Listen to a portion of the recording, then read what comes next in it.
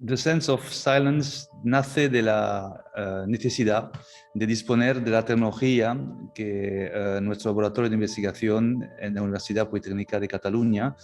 está desarrollando desde hace más de 2 décadas, de poner esta tecnología a disposición de las causas donde realmente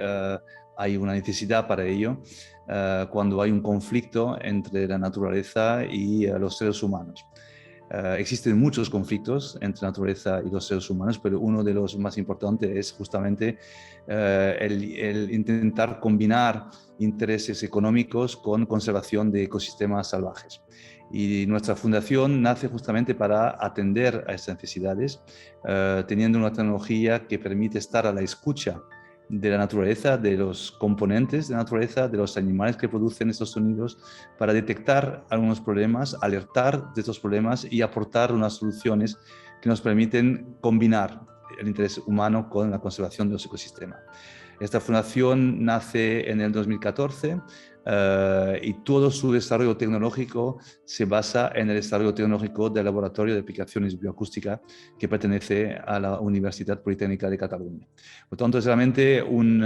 oído tendido a la naturaleza. En el mar nos ocupa hoy el mar, evidentemente, la salud de las ballenas, que son la garantía de que el mar está en buen estado de conservación, es que las ballenas estén bien. Escuchándolas nos permiten asegurarnos de su conservación.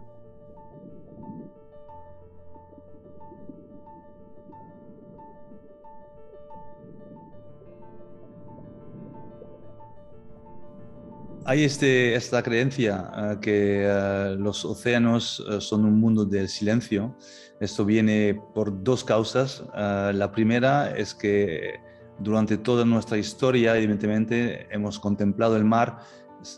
como un sitio sin sonidos, porque nuestro oído no está preparado para oír de forma correcta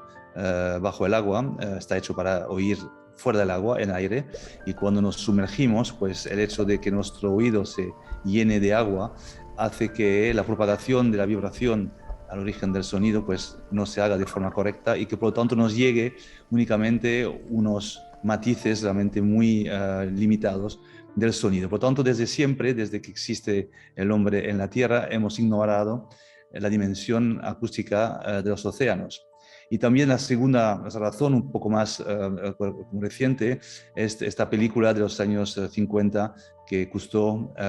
grabó y que se llamaba El mundo del silencio, porque justamente estaba dándose cuenta que el ser humano no podía escuchar y por tanto que el mar era un mar de silencios. Y en realidad está realmente erróneo este concepto de la dimensión acústica de los océanos, ya que los océanos nunca han estado en silencio. Desde que existe la Tierra y los océanos, en un principio estaban llenos de ruidos naturales que venían de procesos físicos, la lluvia, el viento, las mareas, los terremotos. Todo esto ha llenado el océano de ruidos durante millones de años. Luego aparecieron unos organismos vivos que para comunicar aprovecharon el hecho de las propiedades del mar, que permite que el sonido se mueva de forma más rápida que en el aire, 5 veces más rápidamente, 1,5 kilómetros por segundo, y que también a distancias mucho mayor que en el aire. Y por lo tanto, prácticamente todos los organismos que están en el mar pues han aprendido a utilizar este sonido. Algunos producen sonidos, otros lo perciben, pero absolutamente todos los habitantes del mar son capaces de extraer información acústica de los océanos. Y por lo tanto el mundo del silencio no existe solamente para el ser humano, porque no estamos preparados para escuchar bajo el agua, y para todos los otros seres vivos pues realmente es fundamental esta dimensión acústica. Pero a la vez que descubríamos esta dimensión acústica gracias a la tecnología, poniendo dentro del agua unos micrófonos adaptados que llamamos hidrófonos, descubríamos que había esta dimensión realmente de una riqueza que solamente se encuentra en los bosques tropicales. A la vez descubríamos que nuestras actividades habían introducido una fuente completamente artificial de ruidos, los ruidos producidos por las actividades humanas, y esto poco a poco había invadido este espacio acústico que se quedó virgen durante toda la historia de la Tierra, y que esta nueva contaminación acústica estaba poniendo en peligro la supervivencia de los océanos y por lo tanto del planeta Tierra. Entonces, todos esos sonidos, los naturales, los biológicos y los artificiales, son los que hoy en día llenan el mar de esta sinfonía acústica.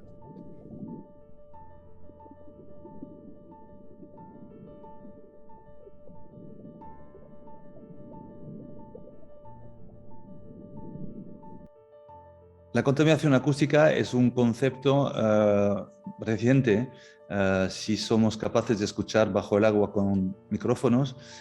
estamos hablando de los años 50 del siglo pasado, por lo tanto es muy reciente, y el descubrimiento de la importancia del sonido para los seres vivos habitantes del mar pues es aún más reciente, es a finales de los años 90, principios de los años 2000, que empezamos a entender que no solamente los cetáceos, que son los que sabemos producen sonidos, analizan sus sonidos para mantenerse en vida en el mar, pero también los invertebrados, los peces, las plantas se benefician de esta información acústica. De nuevo, no existe ningún soporte otro que el sonido para transmitir información bajo el agua. La luz, como estamos viendo en el fondo, o sea, detrás mía, penetra solamente a pocos metros de esa superficie, y por lo tanto la única manera que los habitantes del mar tienen para comunicar es a través de sonido. Por lo tanto, cualquier fuente que viene a entorpecer, limitar esta capacidad de intercambiar información vital para la supervivencia de los seres vivos en el océano, pues cualquier fuente se considera como una contaminación. Y esta contaminación acústica producida por las actividades humanas, que transporte marítimo, evidentemente, hay más de 100.000 portacontainers que transitan por los mares del mundo cada día, además de los barcos de pesca, los barcos de recreo, actividades humanas que también son construcciones de parques eólicos, actividades militares, búsqueda de petróleo, construcción de plataformas oceanográficas. Todas las actividades realmente en el mar producen ruido que intervienen en la capacidad de los habitantes del mar en sobrevivir. Por tanto, hablando de contaminación acústica, es hablar realmente de todas estas fuentes acústicas producidas por el ser humano.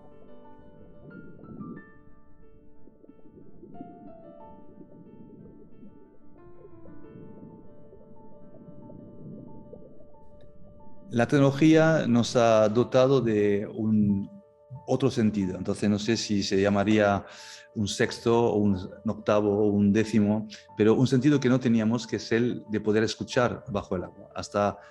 no tener acceso a estos hidrófonos no podíamos hacerlo. Pero también nos ha proporcionado un don de la ubicuidad. La ubicuidad es la capacidad de poder estar en varios sitios al mismo tiempo. Y el hecho de disponer de micrófonos adaptados que son capaces de procesar la información, de analizar los componentes, de extraer la identidad de las fuentes que producen esos sonidos, pues esta capacidad dada por la tecnología nos permite seguir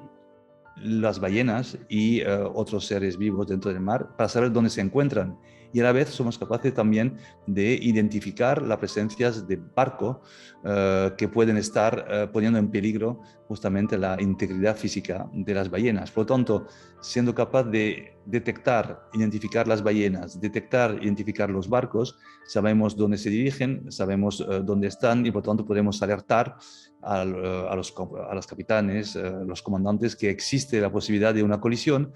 en tiempo suficiente para que el barco en las próximas 2-3 millas puedan desviarse de forma puntual apenas para evitar esta colisión. Por tanto, es un sistema automatizado, un sistema que está a la escucha del mar, que sabe dónde se encuentran sus habitantes y que alertan de la presencia de los que podrían estar en riesgo de sufrir de una colisión.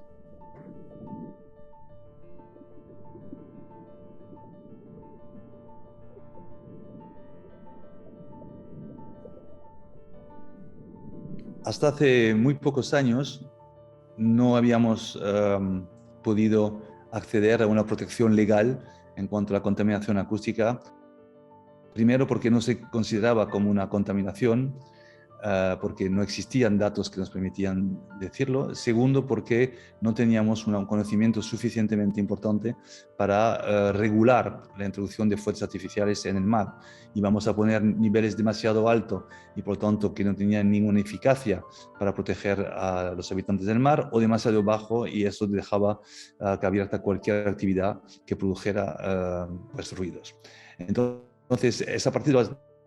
del 2010 cuando una comisión de expertos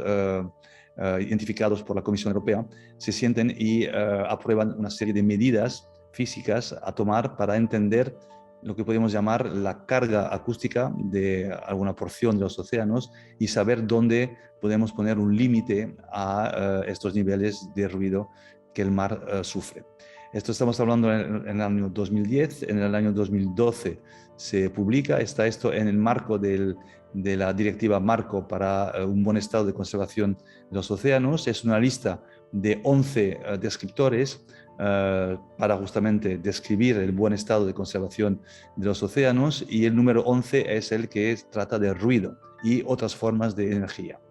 Y pide esta directiva que se mida que se mida el nivel de ruido en sus costas.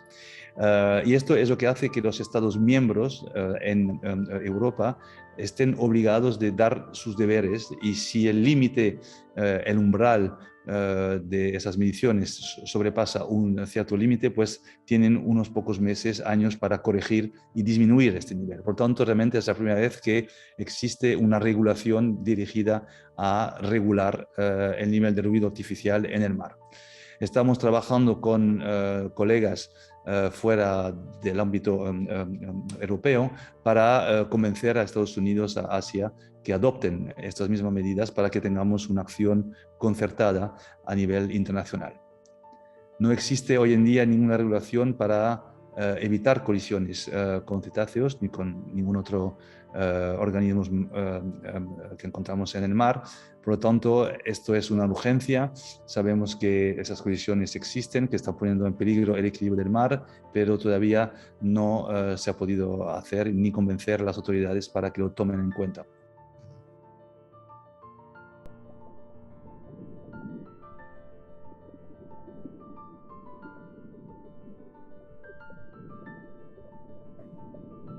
Las ballenas, como los otros organismos marinos, han aprendido a lo largo de su evolución a utilizar las propiedades del medio en el cual vive para comunicarse entre ellos. Las ballenas en particular, como son animales de tamaño considerable, que necesitan alimentarse de cantidades astronómicas de pequeños organismos, plancton o pequeños peces, pues no pueden estar compitiendo en una misma área y por tanto tienen que estar separados. Un mismo grupo de ballenas durante muchos años pensábamos que eran animales no gregarios, no sociales, porque era muy difícil con nuestra vista humana desde un barco pues avistar una ballena muy cerca de otra, hasta que entendimos que esa separación era necesaria para justamente optimizar la búsqueda de sus alimentos, y una vez encontrado esos alimentos poder alimentarse de forma correcta sin competir con otro miembro de su grupo social. Por lo tanto, los sonidos que se han producido y que han producido estas ballenas desde que existen, estamos hablando de millones de años, pues han tenido en cuenta esa necesidad de separación física para no competir con los recursos alimenticios. Y es por eso que las características de estos sonidos permiten que viajen muy lejos y que alcancen los miembros de sus grupos, que a veces se encuentran a decenas de kilómetros de donde están esas ballenas que se están alimentando en una región. Son sonidos que llamamos de baja frecuencia, por lo tanto graves, que percibimos al oído humano como sonidos graves, y que algunos se han considerado como cantos, incluso los cantos de las ballenas jorobados, por ejemplo, los cantos de la ballena jorobada, que tiene una percepción para el ser humano armónico, pues se puede propagar a cientos de kilómetros de la ballena que los emite.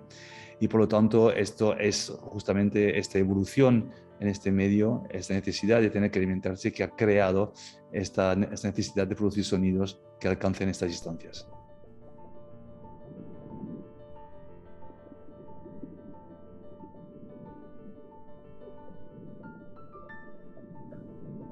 Cada especie de ballenas, pero podemos extender esto a las otras especies que producen sonido en base a sus propias necesidades. Por lo tanto, no hay un repertorio que sea idéntico entre dos especies que son diferentes. Los cetáceos forman un grupo de unas 90 especies. Entre los cetáceos con dientes, llamamos, en inglés son los tooth whales, en comparación con los que no tienen dientes y que tienen barbas, y que son las grandes ballenas justamente. Las grandes ballenas son 11 especies, mientras que los que tienen dientes, el máximo representante siendo el cachalote, pues son unos casi 70 especies, y cada uno en función de sus requisitos, de sus requerimientos alimenticios, van a producir sonidos para que sean capaces de alcanzar una cierta distancia, ser capaces de extraer una información sobre la naturaleza de los blancos que estos sonidos se encuentran, la distancia primeramente, pero si son presa o depredador. Por lo tanto, cada uno ha evolucionado en torno a la necesidad de aprender a producir sonidos que les sirvan para su propia vida. Por lo tanto, no hay dos repertorios idénticos en las diferentes especies. Algunos se parecen, los sonidos que producen las ballenas se parecen más que los que producen los delfines entre ellos, pero hay muchos delfines que producen sonidos que se parecen pero no son idénticos, y el reto científico justamente es ser capaz de extraer, ¿verdad?,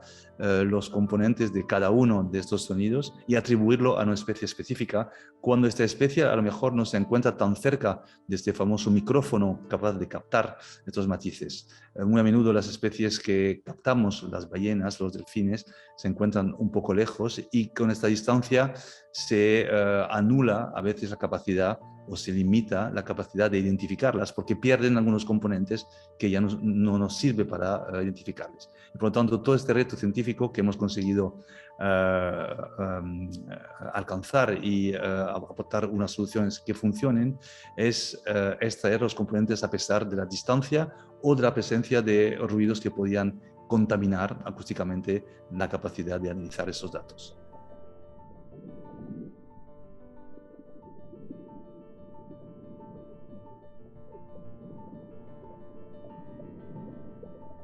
The Blue Boat Initiative es una formidable iniciativa que por primera vez en la historia de la ciencia y de los estudios de conservación apunta a una solución al problema de las colisiones con las grandes ballenas.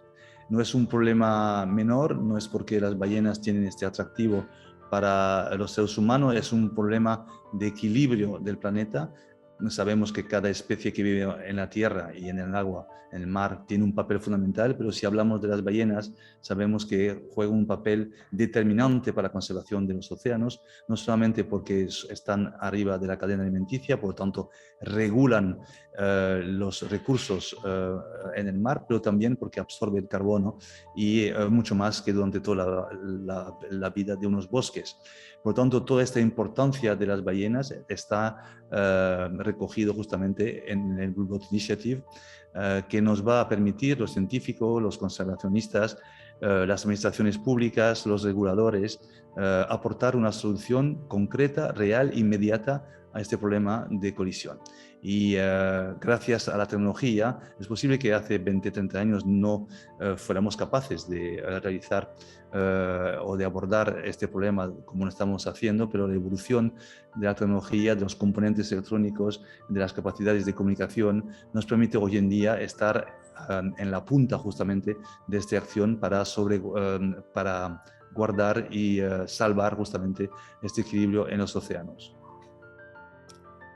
Si algo podemos pensar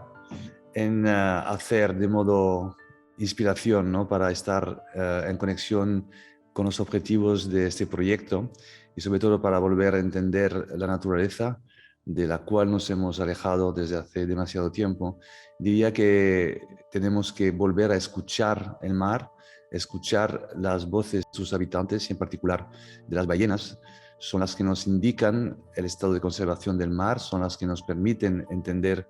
lo que tenemos que hacer como seres humanos para